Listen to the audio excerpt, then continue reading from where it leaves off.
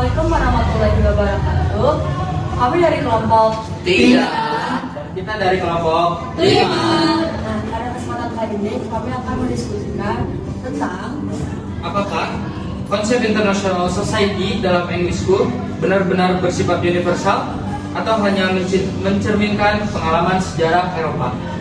Oke, di sini English School sendiri berpendapat bahwasannya masyarakat internasional terbentuk melalui norma, aturan, dan institusi bersama seperti kedaulatan, diplomasi, keseimbangan kekuatan, dan hukum internasional.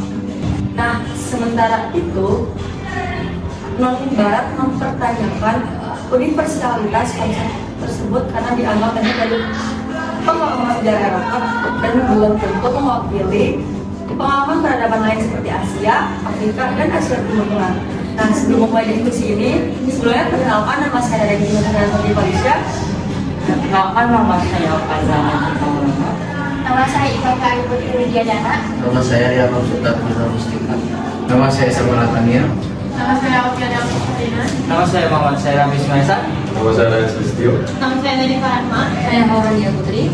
Nah, diskusi pertama akan dibacakan oleh kelompok 5. Nah, perspektif English School sendiri, kalau International Society itu bersifat universal karena setiap negara sudah saling berbagi norma dan aturannya. Nah, contoh konkretnya itu adalah hampir setiap negara sudah menjadi anggota PBB, mengikuti prinsip internasional, hukum internasional, aktif organisasi internasional, serta praktik diplomasi. Nah, logikanya kalau norma-norma ini milik Barat dan bersifat memaksa, maka negara-negara seperti Asia, Afrika, dan Timur Tengah jelas akan menolak. Karena itu hanya akan menguntungkan negara sepihak saja, terus tidak akan mengadopsinya secara luas seperti sekarang. Nah, jadi keberadaan institusi bersama ini membuktikan bahwa masyarakat internasional telah berkembang menjadi tatanan global yang diakui bersama. Aku setuju kalau sekarang memang digunakan secara global, tapi menurutku ada hal yang perlu dipertanyakan. Apakah sesuatu bisa langsung disebut secara universal saja karena dipakai banyak negara? Karena kalau dilihat dari sejarahnya, konsep-konsep itu awalnya berkembang di Eropa. Tapi bukannya sesuatu ide itu nggak selalu menentukan ide itu universal atau enggak. Ya, kayak contohnya aja nih kayak demokrasi yang dimana awalnya itu berkembang di suatu wilayah tertentu, tapi sekarang tuh digunakan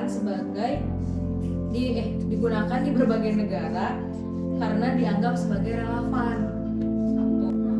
Kalau menurut saya perbandingannya itu tidak sesederhana itu. Banyak negara non-Barat itu masuk ke dalam sistem internasional ketika mereka masih berada dalam kondisi kolonial atau setelah mengalami tekanan dari negara-negara Eropa. Banyak negara non-Barat itu menerima norma internasional karena kolonialisme, tekanan politik, atau dominasi ekonomi negara-negara Barat. Tokoh global IR seperti Amitabh Acharya itu berargumen bahwasanya teori hubungan internasional itu seringkali mengabaikan kontribusi peradaban non-Barat.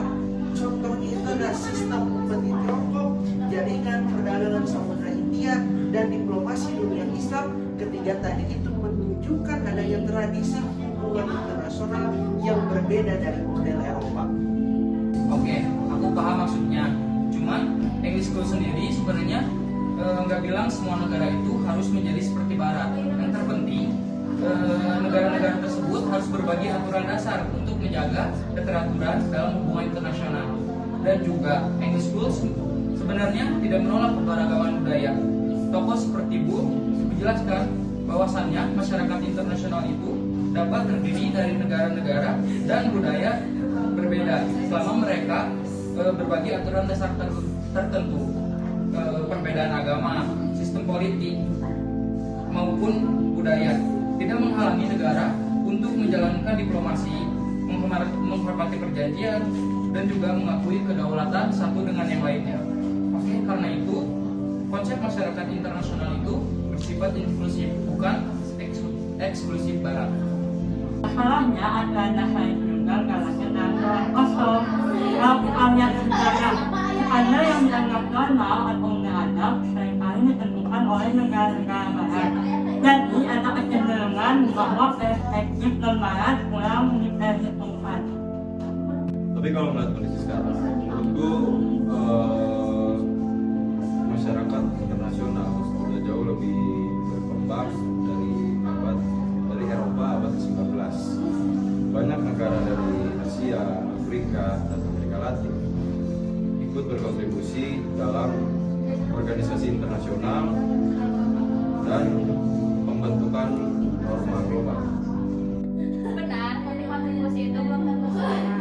Banyak kasus negara-negara besar masih berpengaruh jauh lebih kuat dalam menentukan arah internasional dibandingkan negara yang berkembang.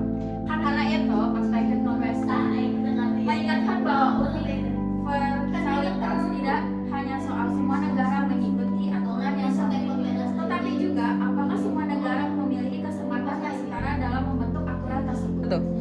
Amitabh Bhattacharya mengkritik bahwa teori hubungan internasional terlalu berfokus pada pengalaman Eropa. Padahal sebelum sistem internasional modern berkembang, Asia juga sudah memiliki tradisi hubungan politik yang kompleks seperti sistem andalan di Asia Tenggara dan jaringan diplomasi yang dibangun oleh Zheng He pada abad ke-15. Jadi menurut aku, kalau international society ingin disebut universal, pengalaman non-barat juga perlu mendapat tempat yang setara pada pembahasannya. Kalau begitu, berarti kelompok kalian menganggap bahwa international society itu sudah tidak relevan. Dan juga kami mengakui kalau konsep itu penting untuk memahami hubungan internasional. Nah, tapi menurut kami konsep tersebut belum sepenuhnya universal karena masih banyak pengalaman non-barat yang belum terakomodasi secara setara. Berarti sebenarnya itu kita sama-sama mengakui keberadaan masyarakat internasional dong. Yang cuma bedanya dalam melihat asal-usul dan proses pembentukannya. Ya, kurang lebih seperti itu. Kalau kami menekankan bahwa ketika membahas masyarakat internasional, kita juga harus memasukkan pengalaman-pengalaman Asia, Afrika, Timur Tengah, dan Amerika Latin, bukan hanya Eropa. Apalagi saat ini lebih dari 130 negara di dunia yang merupakan bagian dari Global South. Sehingga pengalaman dan perspektif mereka itu penting untuk memahami bagaimana masyarakat internasional itu terbentuk dan berkembang. Dan mungkin itu justru menunjukkan bahwa international society terus berkembang. Artinya konsep ini nggak harus berhenti pada pengalaman Eropa saja. Nah, kalau sudah seperti itu, mungkin kita bisa lebih dekat ke konsep yang benar-benar universal. Karena semua perspektif punya ruang yang sama. Oke, jadi dari diskusi ini kita bisa melihat bahwa kelompok itu berpendapat bahwa international society sudah bersifat universal karena norma dan institusinya digunakan secara global. Sementara kelompok non-barat itu berargumen bahwasannya konsep tersebut masih dipengaruhi pengalaman sejarah Eropa dan perlu lebih mengakomodasi perspektif dari berbagai peradaban. Jadi perdebatan utamanya bukan soal ada atau tiada, tetapi apakah masyarakat internasional itu yang ada sekarang sudah benar-benar representatif bagi seluruh dunia. Nah, sekian dari untuk kami. Terima kasih.